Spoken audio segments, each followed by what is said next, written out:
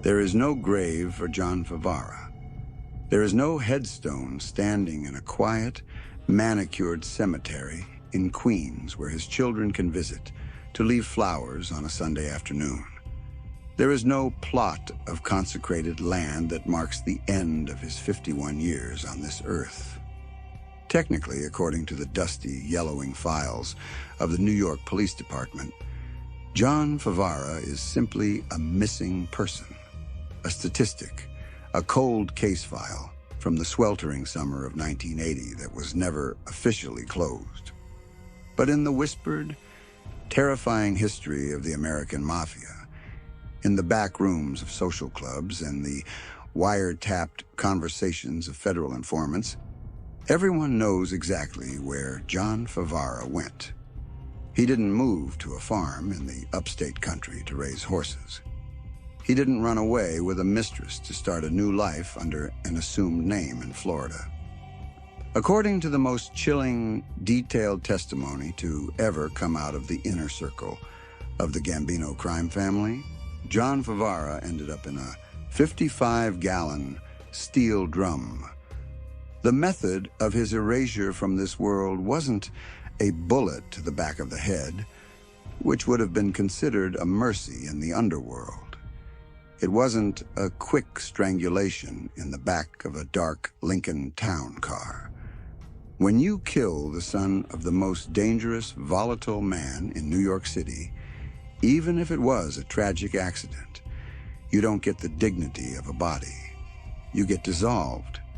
You get erased from existence as if you never drew a single breath. The story goes that his body was dismembered with a chainsaw in a dark basement. The pieces stuffed into a barrel filled with industrial-grade acid, and the resulting sludge poured down a sewer drain to wash away into the dark, murky waters beneath the city's streets. To understand why a furniture store manager with no criminal record, a man who paid his taxes and coached Little League, met such a medieval end, you have to understand the time and the place. You have to understand the unique, suffocating atmosphere of Howard Beach, Queens, in 1980. It was not just a neighborhood, it was a fortress.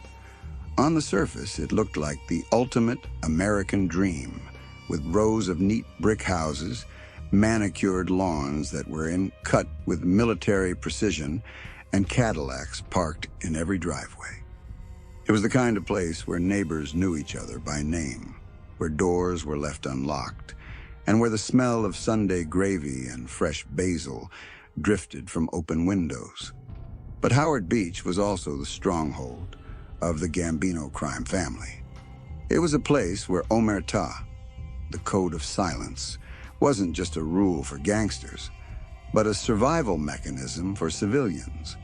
It was a place where you saw everything, but spoke of nothing.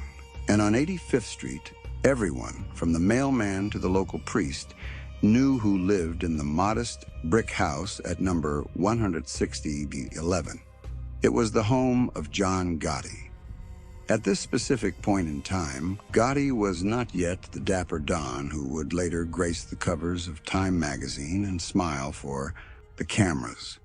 He was a capo, a rising star in the organization, a man whose reputation for sudden, explosive violence was so severe that even fellow mobsters, men who had killed with their own hands, walked on eggshells around him.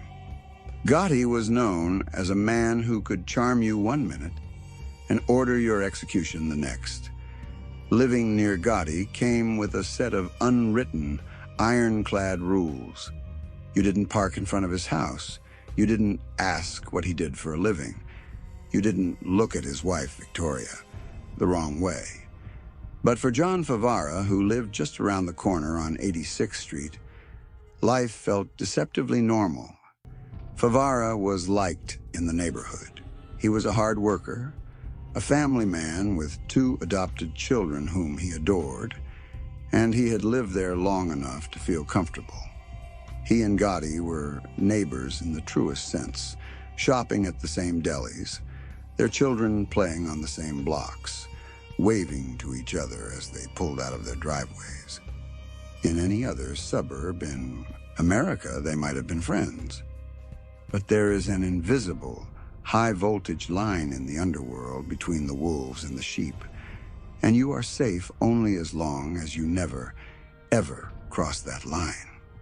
On March 18, 1980, that line was erased by the blinding glare of the sun. It was a Tuesday, a crisp, late winter afternoon where the sun hangs low and bright in the sky, casting long, deceptive shadows. John Favara was driving home from his job at the Castro Convertibles furniture factory in New Hyde Park. He was behind the wheel of his beige 1974 Chevrolet, driving slowly down 86th Street. He was likely thinking about dinner, thinking about the evening ahead, perhaps worrying about bills or work, completely unaware that his life was about to end, not in that moment, but in a slow-motion nightmare that would stretch over 4 agonizing months. The sun was setting directly in his eyes, creating a blinding golden glare on the dirty windshield of his Chevy. He squinted, adjusting his visor, but the light was overwhelming. At that exact moment, 12-year-old Frankie Gotti, John Gotti's youngest and most beloved son, was playing on a motorized mini-bike. Frankie was the apple of his father's eye, the little prince of the Gotti household, a boy who was treated with the reverence of royalty. He was darting around a large construction dumpster that had been parked illegally on the side of the road, creating a massive, fatal blind spot. Favara turned the corner. The sun blinded him completely for a split second. Frankie shot out from behind the dumpster on his mini-bike, directly into the street, directly into the path of the beige Chevy. There was no time to brake. There was no time to swerve. Witnesses would later say that Favara didn't even see the boy until the impact. The sound was sickening, a dull, heavy thud as the steel bumper connected with the small frame of the child and the metal of the bike. The car dragged the bike for a few feet before screeching to a halt. For a second, the street was silent, a vacuum of sound. And then the screaming started. Neighbors ran out of their houses. Favara jumped out of his car, shaking, his face pale with horror. He ran to the boy, but the damage was catastrophic. Victoria Gotti heard the crash from inside her house and came running out in her slippers, her screams piercing the cool afternoon air as she saw her son lying broken on the asphalt. Frankie Gotti died soon after at the hospital. The police investigation was swift, thorough, and conclusive. They took measurements of skid marks, they interviewed witnesses who saw the boy dart out, and they checked the visibility conditions. The ruling was clear and indisputable. It was a tragic, unavoidable accident. The boy had ridden an illegal motorized bike into the street from behind a blind spot. John Favara had the right of way and was not speeding. Legally, he was innocent. The police didn't even arrest him. They let him go home to his family, to his grief, and to his guilt. But the law of the state of New York did not apply on 86th Street.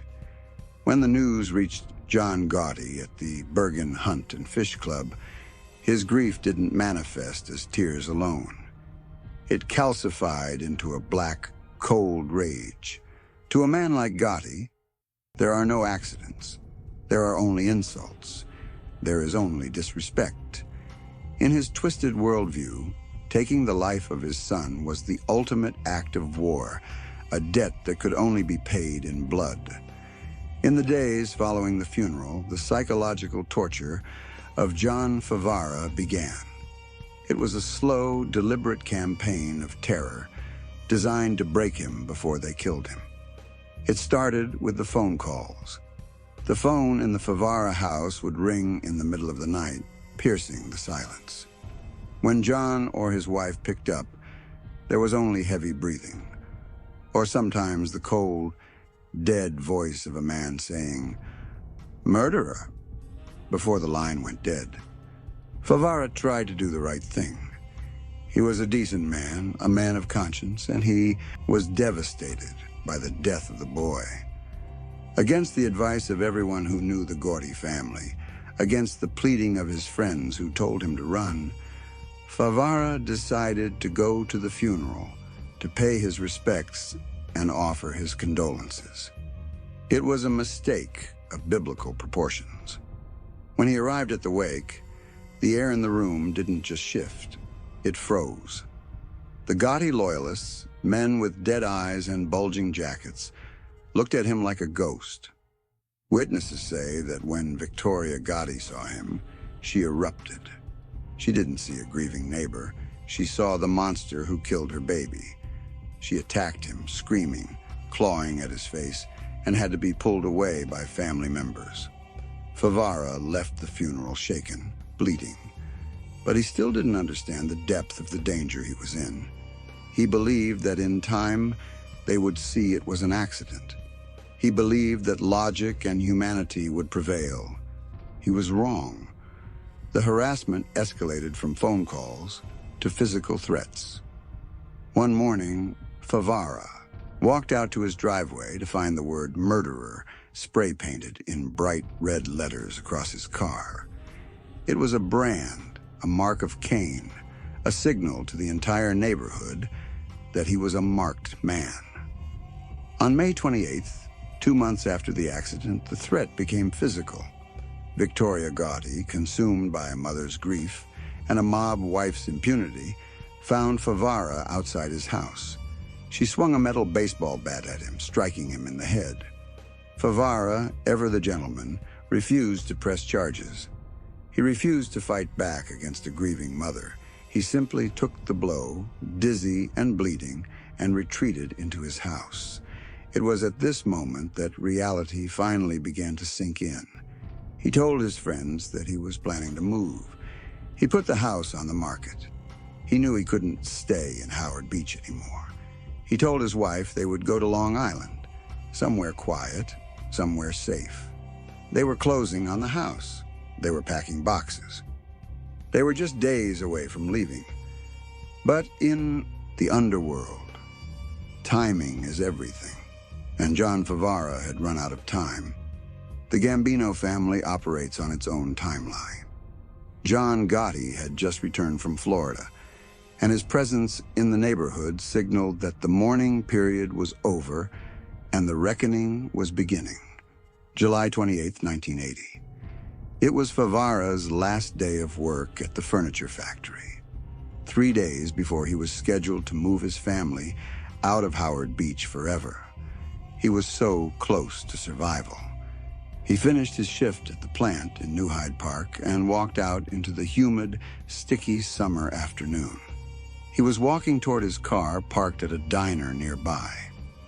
Witnesses at the diner and later informants who turned state's evidence described what happened next with terrifying clarity. As Favara approached his car, fumbling for his keys, a van screeched to a halt beside him. Several men jumped out. These weren't amateurs. They were heavy hitters from the Bergen Hunt and Fish Club, Gotti's personal crew of enforcers. Witnesses saw Favara being struck with the butt of a pistol, his body going limp as he was shoved roughly into the back of the van. He might have cried out, he might have tried to fight, but it was over in seconds. The van sped off, tires squealing, merging into traffic and disappearing into the labyrinth of New York City streets. John Favara was never seen alive again. What happened inside that van, and what happened in the hours that followed, comes from the dark, nauseating confessions of mob insiders years later. They drove him to a location used by the crew for disposal, likely a body shop or a basement in Ozone Park. John Gotti was not present. He had made sure to be seen elsewhere, establishing an alibi with the precision of a master criminal. He was on vacation with his family, thousands of miles away, when the abduction took place, but his will was being carried out by his most loyal soldiers. One of those soldiers was Charles Carneglia, a man known within the Mafia as an expert in making bodies disappear. Carneglia was not a negotiator. He was a butcher, a man who reportedly kept a collection of jewelry taken from the corpses he destroyed. According to court testimony delivered decades later, John Favara was brought to Carneglia's workshop. He was likely already dead or unconscious from the beating. The order from Gotti was specific.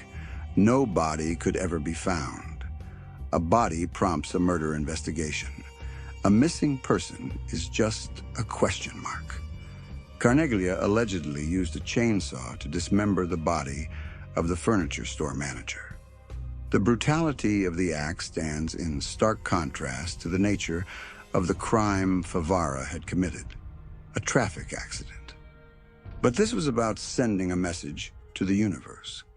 You do not touch the Gotti bloodline. After the dismemberment, the remains were placed into a 55-gallon drum of acid.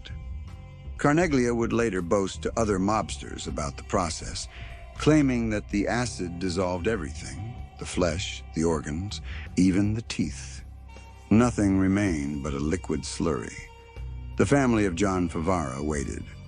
His wife paced the living room floor that night, watching the clock tick past 6:01 p.m., then 7:01 p.m., then midnight. She called the police. She called hospitals. But deep down in the pit of her stomach, she knew. The neighbors knew. The entire neighborhood of Howard Beach fell into a hush. When the police questioned John Gotti upon his return, his response was a masterclass in mob cynicism. With a slight smirk, he told detectives, "I don't know what happened to him. I'm not sorry if something did. He killed my boy." Victoria Gotti was even colder. When asked by a reporter about her neighbor's disappearance, she reportedly said, "I don't know where he is. Maybe he went away. Maybe he's in Florida." The cruelty of the statement was breathtaking. They knew he was dead. They knew he had been dissolved. And yet, they played the game. For years, the Favara family held onto a sliver of hope.